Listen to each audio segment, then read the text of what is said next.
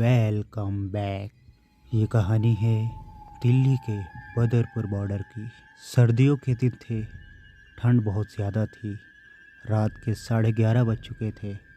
एक गुलशन कुमार नाम का लड़का अपने काम पे से घर की तरफ आ रहा था। गुलशन कुमार बदरपुर बॉर्डर पे अपने घर जाने के लिए बस आने का वेट कर रहा था, या फिर वो देख रहा था कोई ऑटो रिक्शा ही आ जाए। लेकिन रात बहुत ज़्यादा हो चुकी थी और ठंड भी बहुत ज़्यादा थी।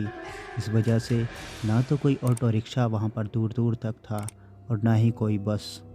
बदरपुर बॉर्डर पे गुलशन अकेला ही था। ठंड ज़्यादा होने के कारण गुलशन वहीं किनारे एक बेंच पर बैठ गया और ठंड के मारे ठिठुर रहा था।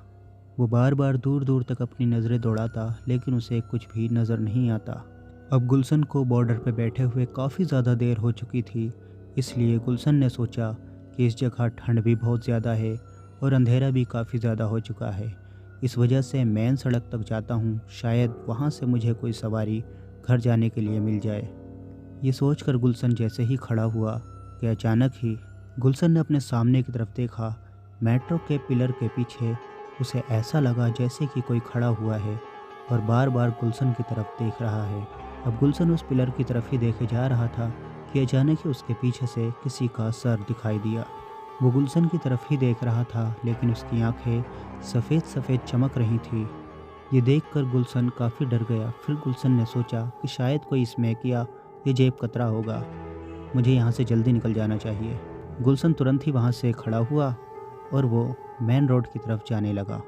फिर अचानक ही गुलशन के पीछे से किसी ने गुलशन का नाम लेकर पुकारा। ये सुनकर तुरंत ही गुलशन पीछे पलट गया। जब गुलशन ने पीछे देखा तो वो पीछे पलटते ही काफ़ी घबरा गया। गुलशन ने पीछे देखा कि उसके पीछे कोई भी नहीं था। तो फिर ये आवाज़ किसने लगाई थी? अब गुलशन डर के मारे मेन रोड की तरफ तेज़ तेज़ चलने लगा। फिर अचानक ही गुलशन को ऐसे लगा कि उसके पीछे से कोई भागते हुए आ रहा है।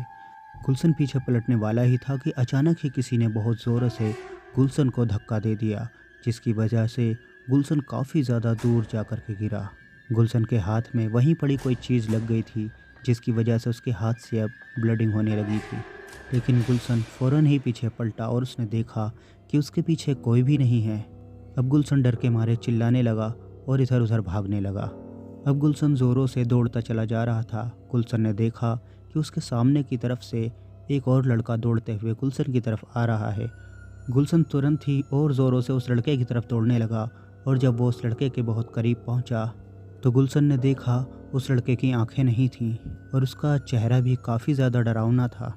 ये देखकर गुलशन और भी ज़्यादा डर गया और उस लड़के को बहुत ज़ोरों से धक्का देकर भागने की कोशिश कर रहा था कि अचानक ही वो लड़का गायब हो गया।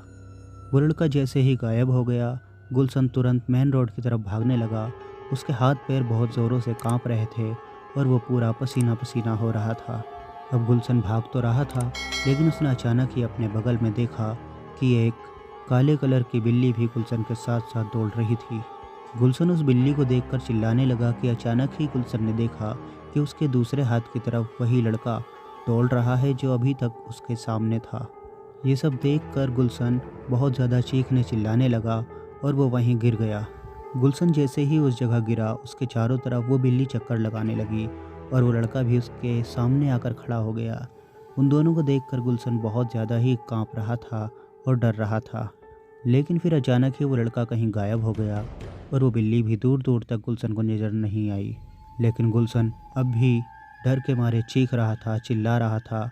अचानक ही बहुत तेज़ रफ्तार बस उसी रोड पर आ रही थी जहाँ गुलशन सड़क पर पड़ा हुआ था।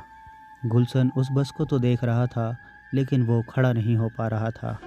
फिर अचानक ही वो बस गुलशन के काफ़ी करीब आ गई और अचानक ही बस के ड्राइवर ने गुलशन के पास में आकर बस रोक दी और फिर बस में से 2-3 लोग बाहर निकल के आए और गुलशन को उठाने लगे। वो लोग गुलशन से पूछने लगे, क्या जेब कतरों ने तुम्हें मारा है? क्या तुम्हारे पैसे छीन लिए, पर्स छीन लिया या मोबाइल छीन लिया? लेकिन जब गुलशन ने उन लोगों से अपनी पूरी बात बताई तो उन सभी लोगों के होश उड़ गए। वो सब सोचने लगे, ऐसा कैसे हो सकता है? हम भी काफ़ी सालों से इस रोड से गुजर रहे हैं, लेकिन हमारे साथ कभी ऐसा नहीं हुआ। फिर गुलशन ने उन लोगों से कहा, मुझे मेरे घर तक छोड़ दो, मैं अब इस काबिल नहीं हूँ कि अपने घर तक जा सकूँ, मुझे बहुत ज़्यादा डर लग रहा है। बस के ड्राइवर ने कहा कि ठीक है, हम भी उधर ही जा रहे हैं, हम तुम्हें रास्ते में तुम्हारे घर तक छोड़ते हुए चलेंगे। और कहानी यहीं समाप्त हो जाती है। Thanks for watching. Bye bye.